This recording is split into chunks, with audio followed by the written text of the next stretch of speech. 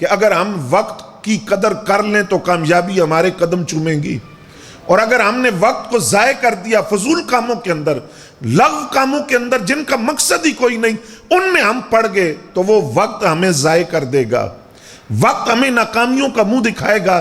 آپ ذرا دیکھیے کہ جو صوفیاء تھے وہ کس قدر اس حوالے سے احتیاط کرتے تھے۔ حضرت حسان بن سنان رحمۃ اللہ علیہ آپ فرماتے میں ایک جگہ سے گزرا، ایک بندہ مکان بنا رہا تھا، مکان کی دوسری منزل سیکنڈ فلور کا کام جاری تھا۔ فرماتے میں نے اس کو پوچھا کہ یہ جو اپنے گھر کا بالا خانہ ہے یہ تم نے کیوں بنایا ہے؟ تم نے کیوں بنایا؟ میں نے اس سے سوال کیا۔ فرماتے ہیں یہ سوال کرنے کے بعد میں اتنا سخت شرمندہ ہوا، میں نے اپنے نفس سے کہا تو بڑا فضول ہے بھائی، اس سوال کا کیا مقصد ہے؟ میں وقت ضائع کروایا، میرے سوال سے تعلق ہی کوئی نہیں۔ مجھے کیا لگا کہ اس نے کیوں بنایا، اس کا گھر ہے، اس نے بالا خانہ بنایا، دوسری منزل بنائی، تو میرا اس سوال سے تعلق ہی کوئی نہیں۔ اب اس سے جو بات میں عرض کرنا چاہتا ہوں آپ حضرات کو، میں اپنے لیے بھی خاص طور پر، ہم جو اپنا وقت ان کاموں میں ضائع کرتے ہیں کہ کون کیا کر رہا ہے، ایسا ہوتا ہے کہ نہیں؟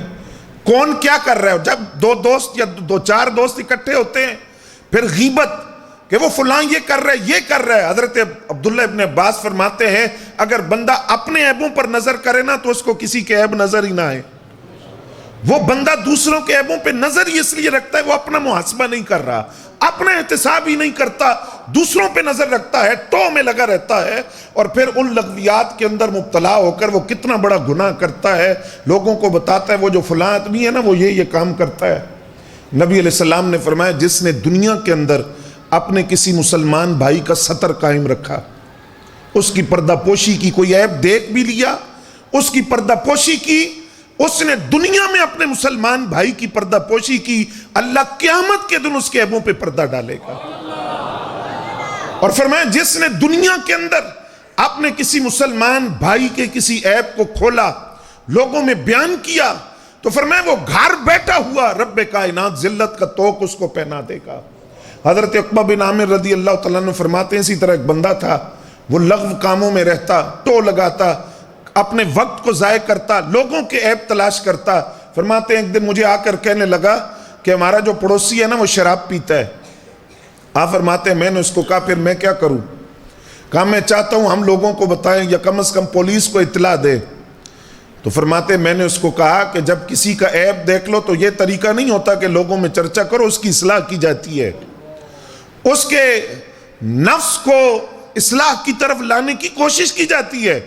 یہ نہیں ہوتا کہ عیب کا اعلان شروع کر دو، تو تم کوشش کرو اس کی اصلاح کرو۔ اگر تم اس کی اصلاح کی کوشش کرتے ہو، وہ اصلاح کے راستے پر نہیں آتا، تو پھر تم نے اپنی کوشش کر لی، تم بری و ذمہ ہو، لیکن لوگوں میں چرچا نہ کرو۔ فرماتے ہیں وہ پھر بھی باز نہیں آیا، پھر بھی کہنے لگا نہیں میں لوگوں کو بتاؤں گا وہ شراب پیتا ہے۔ تو حضرت عقبہ بن عامر فرماتے ہیں میں نے اس کو سرکار کی حدیث سنائی کہ نبی علیہ السلام نے فرمایا کسی مسلمان بھائی کے عیب پر پردہ ڈالنے کی بجائے اس عیب کو لوگوں میں بیان کرنا، یہ اس طرح ہے جس طرح کسی زندہ بچی کو زمین میں درگور کرنا ہے۔ جو زمانے جاہلیت کی ایک رسم تھی کہ بیٹیوں کو زندہ زمین کے اندر دفنایا جاتا تھا، تو فرمایا کہ یہ تو اس طرح ہے جس طرح زندہ بچی کو زمین کے اندر درگور کیا جا رہا ہے، تو لہٰذا تم اس سے بچو۔ تو یہ کب ہوتا ہے؟ جب انسان وقت کو ضائع کرتا ہے۔ آقا کریم صلی اللہ علیہ وسلم نے فرمایا لوگ دو نعمتوں کے بارے میں دھوکے میں ہیں، سن رہے ہیں نا آپ حضرات؟ دو نعمتوں کے بارے میں دھوکے میں بھی ہیں اور خسارے میں بھی ہیں۔ کون سی؟ فرمایا ایک ہے صحت اور دوسرا وقت۔ انسان یہ سمجھتا ہے کہ یہ جو صحت ہے یہ ہمیشہ کے لیے ہے، اور جو وقت ہے یہ ہمیشہ کے لیے مجھے مل گیا، ان کو بقا ہے، فنا نہیں ہے۔ اور انسان اسی دھوکے کی وجہ سے اپنی صحت بھی ضائع کرتا ہے، اور اسی دھوکے کی وجہ سے وقت بھی ضائع کر دیتا ہے کہ یہ تو باقی نعمتیں ہیں، ان کو فنا نہیں ہے، لہٰذا اس دھوکے کی وجہ سے فرمایا وہ ان دونوں نعمتوں کی قدر نہیں کرتا۔ نبی علیہ السلام نے فرمایا قیامت کے دن اس وقت تک بندہ اللہ کی بارگاہ میں کھڑا رہے گا جب تک کہ وہ چار چیزوں کے جواب نہ دے دے، چار سوالوں کا جواب نہ دے۔ تین تو قبر میں ہوئے نا، یہ میدان حشر کا مسئلہ ہے، قبر کے بعد کا مسئلہ۔ وہاں 4 سوال ہوں گے۔ پہلا سوال اس سے یہ ہوگا کہ تو نے زندگی کیسے گزاری، تو نے زندگی کیسے گزاری۔ دوسرا سوال کہ تو نے جو علم پڑھا تھا اس علم پر تو نے عمل کتنا کیا، کیونکہ علم فقط، داتا صاحب رحمت اللہ علیہ لکھتے ہیں کہ علم پڑھ کر اس پر عمل نہ کرنا ہے اسی طرح جس طرح کولو کا گدھا نہیں ہوتا، وہ صبح سفر شروع کرتا ہے، شام تک اتنا لمبا سفر کرتا ہے، شام کو وہیں کھڑا ہوتا ہے جہاں سے چلا تھا۔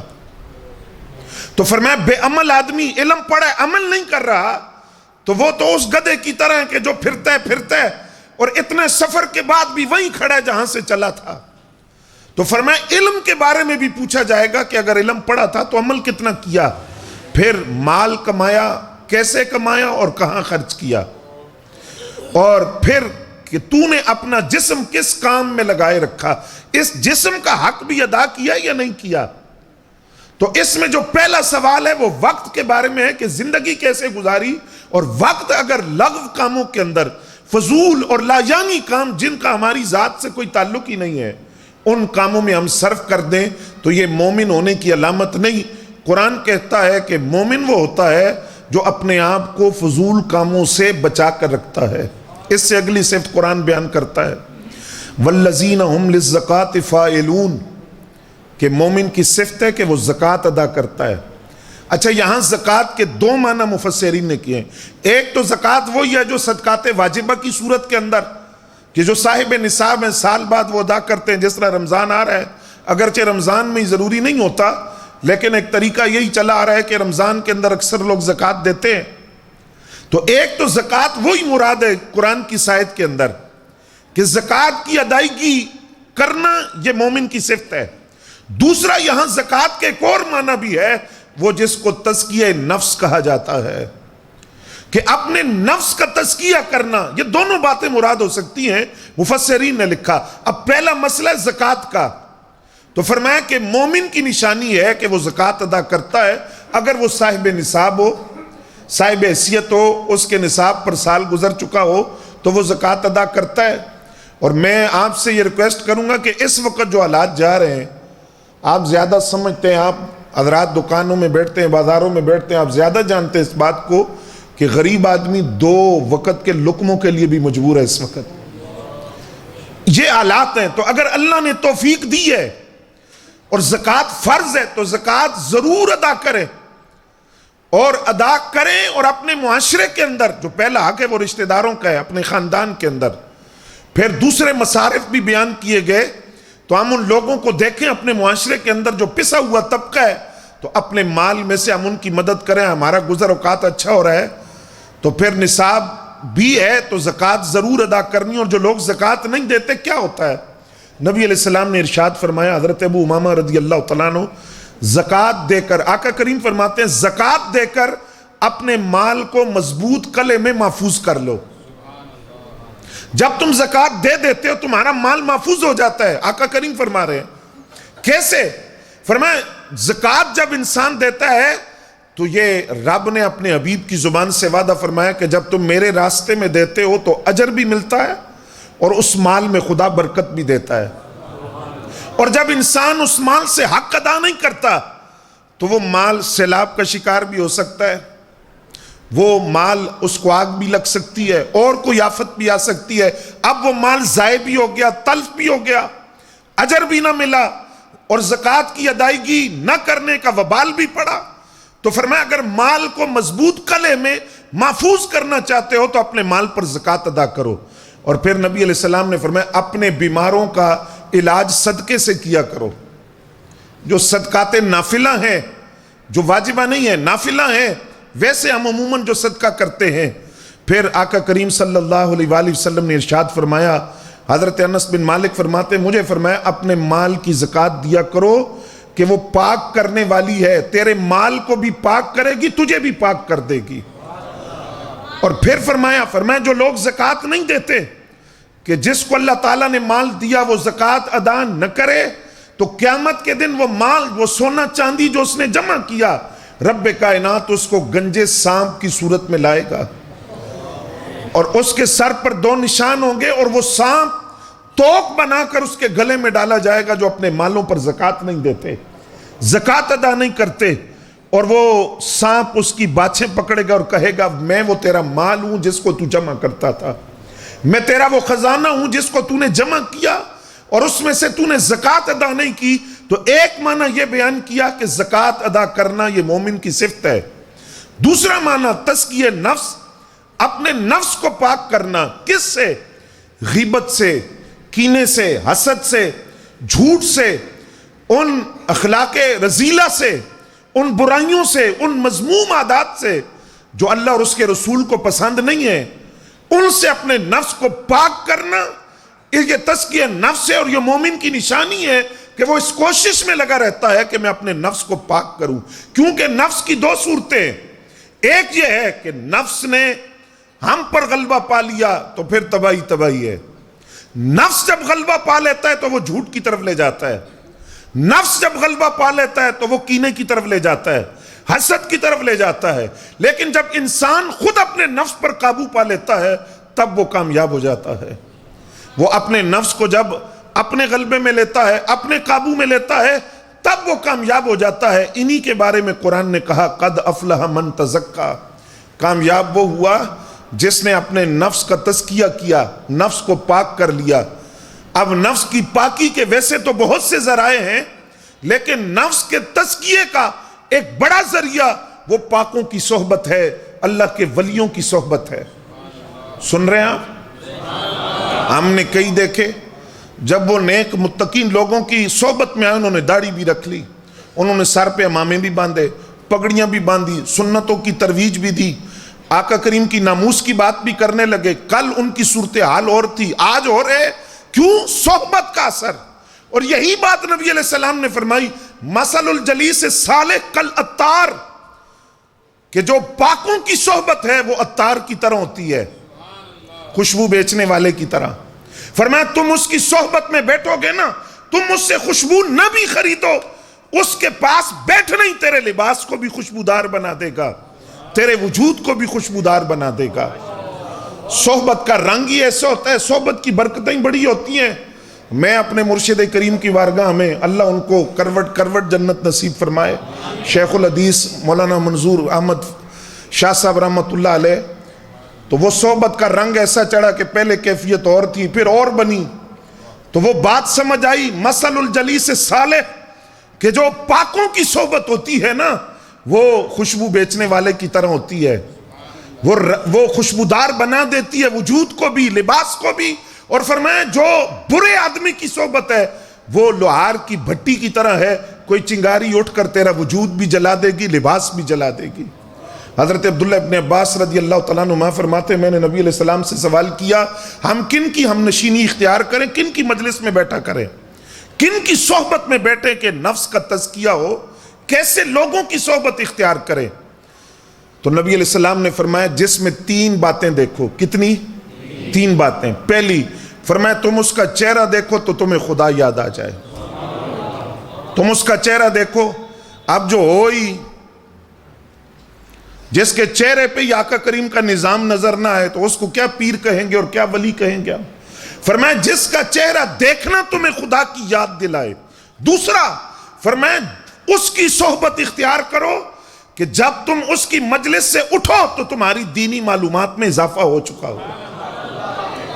تیسرا فرمایا اس کی باتیں نہیں، اس کا کردار تمہارے اندر آخرت کی فکر پیدا کر دے، اس کی صحبت کو اختیار کرو۔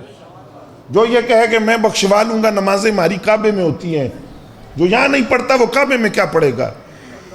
تو فرمایا ایسے لوگ جن کا چہرہ تمہیں خدا کی یاد دلائے، جن کی مجلس تمہاری دینی معلومات میں اضافہ کرے، اور جن کا کردار، یہ بڑی قابل توجہ بات ہے کہ وہ زبانی کلام نہیں، باتیں نہیں، کردار ان کا اپنا ایسا ہو کہ تم ان کا کردار دیکھو تو تمہیں آخرت کی فکر پیدا ہو۔ فرمایا وہ پاکوں کی صحبت اختیار کر لو، رب کائنات تمہارے نفس کا تزکیہ کر دے گا۔ خود قرآن بھی کہتا ہے نا کہ اپنے نفس کو ان لوگوں میں جمع کر رکھیے جو صبح و شام رب کا نام لیتے ہیں، یریدون وجہہ، ان کی صبح و شام کی کوششوں کا ایک ہی مقصد ہے، وہ رب کی رضا کے متلاشی ہیں، وہ رب کی رضا چاہتے ہیں۔ ان کے اندر اپنے نفس کو جما کر رکھیے، ان کی صحبت میں بیٹھیے جو صبح و شام رب کے نام کی مالا جپتے ہیں۔ تو یہ دو معنی ایمان والوں کے لیے بیان ہوئے۔ ایک ایمان والوں کی صفت ہے کہ وہ زکوٰۃ کی ادائیگی کرتے ہیں، دوسرا فرمایا ایمان والوں کی صفت ہے کہ وہ اپنے نفس کا تزکیہ کرتے ہیں، نفس کو پاک کرتے ہیں، نفس کو ایسی برائیوں اور ایسی بری عادتوں کی علائشوں سے پاک کرتے ہیں کہ وہ جو ان کا دل ہے وہ آئینے کی طرح چمکنے لگتا ہے اور وہ شیشے کی طرح چمکنے لگتا ہے۔ اور ولی کی صحبت کا اثر ہوتا ہے کیا؟ فرمایا ولی کامل وہ ہے جب تم اس کی بارگاہ میں بیٹھو تو خود تو وہ چمک رہا ہو، جو اس کے سامنے بیٹھے وہ اس کے دل کو بھی چمکا دے، وہ اس کے دل کو بھی روشن کر دے اور اس کی صحبت کا اثر پہنچے۔ تو تزکیہ نفس کا ایک ذریعہ ہے ولی کامل کی صحبت۔ اس سے آگے پھر قرآن بیان کرتا ہے والذین ہم لفروجہم حافظون، کہ ایمان والوں کی ایک صفت ہے کہ وہ اپنی شرمگاہوں کی حفاظت کرتے ہیں، بدکاری کے اندر اپنے آپ کو مبتلا نہیں کرتے، بے حیائی کے کاموں میں مبتلا، ان کا ویلنٹائن ڈے سے کوئی تعلق نہیں ہوتا، ان کا بے حیائی کے رسم و رواج سے کوئی تعلق نہیں ہوتا، وہ شرم و حیا کا دامن تھام کر رکھتے ہیں، پاکی کا دامن تھامتے ہیں۔ اور یہ چوتھا وصف ہے جو قرآن بیان کر رہا ہے ایمان والوں کا، کہ وہ زنا سے اور زنا کے جو اسباب ہیں ان سے دور رہتے ہیں۔ صحیح بخاری کی حدیث ہے، حضرت سہل بن سعد رضی اللہ تعالیٰ عنہ فرماتے ہیں نبی علیہ السلام نے ارشاد فرمایا جو شخص میرے لیے دو چیزوں کی ضمانت دے دے میں اس کو جنت کی ضمانت دیتا ہوں۔ یا رسول اللہ صلی اللہ علیہ وسلم وہ دو چیزیں کیا ہیں؟ فرمایا ایک جو تمہارے جبڑوں کے درمیان ہے اور ایک جو تمہاری ٹانگوں کے درمیان ہے۔ تم مجھے ضمانت دو، کس بات کی؟ کہ تم اللہ کی مرضی کے خلاف ان کو استعمال نہیں کرو گے، زبان کو بھی قابو میں رکھو گے اور اپنی شرمگاہ کی حفاظت کرو گے، پاکی کا دامن تھامو گے، حیا کا دامن تھامو گے، بدکاری میں نہیں پڑو گے، زنا میں نہیں پڑو گے، ان فضول کاموں میں نہیں پڑو گے۔ تو فرمایا کہ تم مجھے ان دو چیزوں کی ضمانت دو، میں تمہیں جنت کی ضمانت دیتا ہوں۔ نبی علیہ السلام نے فرمایا اللہ رب العزت لعنت فرماتا ہے دیکھنے والے پر اور دیکھنے والے کو موقع دینے والے پر۔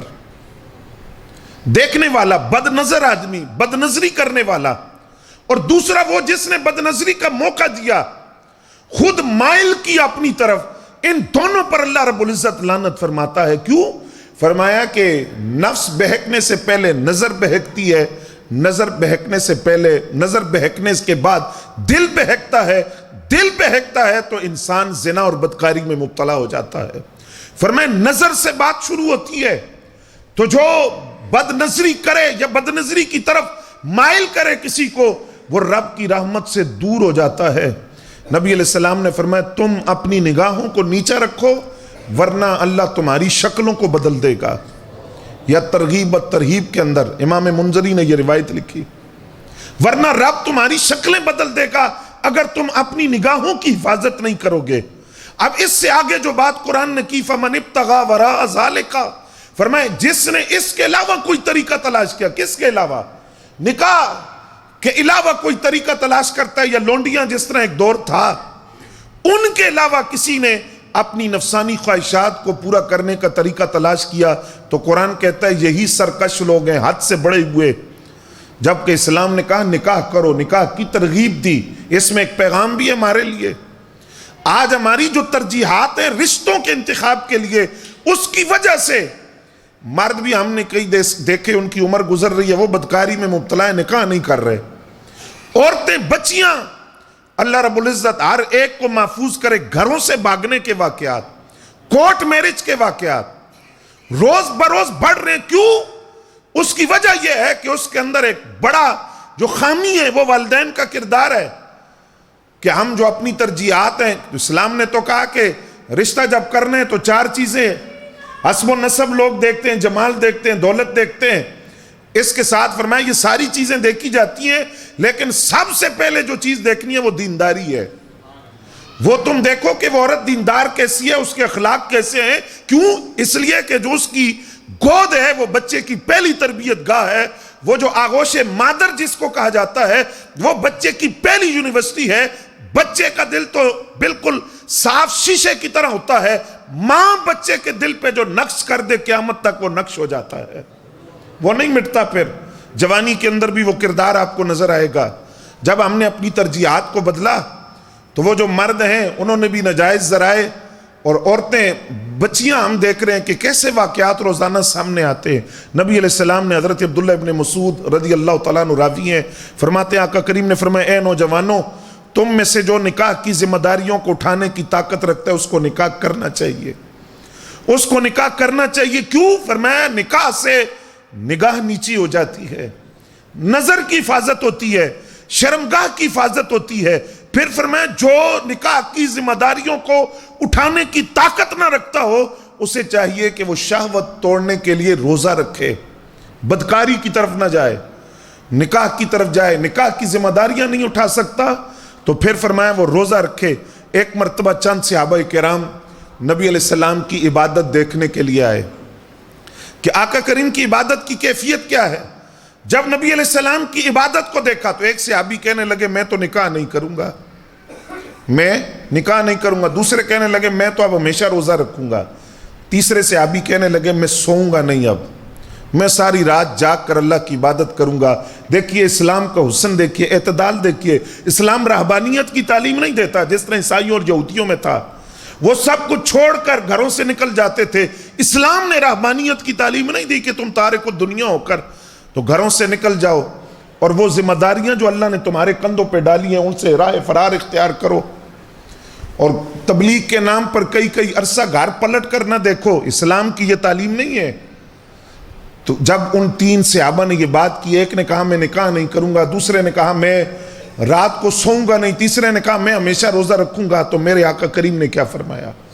فرمایا واللہ انی لاخشاکم للہ واتقاکم، فرمایا اللہ کی قسم ہے میں تم میں سے سب سے زیادہ اللہ کا خوف رکھتا ہوں اور سب سے زیادہ متقی ہوں. لیکن سنو وَلَكِنِّي أَصُومُ وَأُفْطِرُ، لیکن میں روزہ بھی رکھتا ہوں، روزہ نہیں بھی رکھتا. میں ہمیشہ روزے سے تو نہیں ہوتا، میں کبھی روزہ رکھتا ہوں، میں کبھی نہیں رکھتا. اور یہی اسلام کا حسن ہے کہ اسلام اعتدال کی میانہ روی کی بات کرتا ہے. وہ میانہ روی صرف مال میں نہیں ہے، وہ میانہ روی عبادت کے اندر بھی ہے. فرمایا میں کبھی روزہ رکھتا ہوں اور کبھی افطار کرتا ہوں، وَأُصَلِّي وَأَرْقُدُ، اور کبھی میری ساری رات شب بیداری میں گزرتی ہے اور کبھی میں آرام کرتا ہوں. کبھی ساری رات اتنی عبادت کرتا ہوں کہ حتیٰ تورمت قدماہ ہو کہ قدمین مبارک سوج جاتے ہیں، اور لیکن کبھی میں آرام بھی کرتا ہوں، رات کو میں سو بھی جاتا ہوں. وَأَتَزَوَّجُ النِّسَاءَ فَمَنْ رَغِبَ عَنْ سُنَّتِي فَلَيْسَ مِنِّي، اور فرمایا کہ میں نے نکاح بھی کیے ہیں تو فرمایا کہ جس نے میری سنت سے اعراض کیا، میرا طریقہ چھوڑا، فرمایا میرا طریقہ رہبانیت نہیں ہے، میرا طریقہ ان ذمہ داریوں سے فرار نہیں ہے.